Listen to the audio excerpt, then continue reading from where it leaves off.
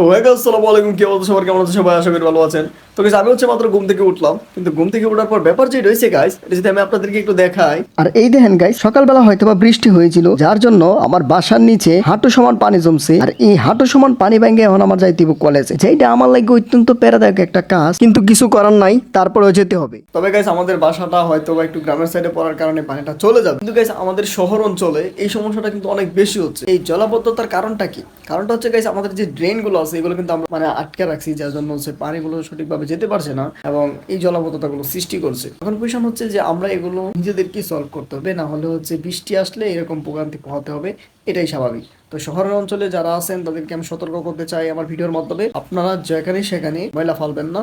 এটা হচ্ছে আমাদের দেশের জন্য একটা ক্ষতি এবং আমাদের পরিবেশকে দূষিত করবে, পানিবাহিত বিভিন্ন রোগ হবে। এটা একটা বর্ষার সিজন, তো আপনারা একটু খেয়াল রাখবেন যেন আমরা ড্রেনে যে দিক দিয়ে পানি আসলে নিষ্কাশন হবে ওইটা যেন আমরা আটকে না ফেলি, আর ওইদিকে যেন আমরা ময়লা না ফেলি। সবাই ভালো থাকবেন, আল্লাহ হাফেজ।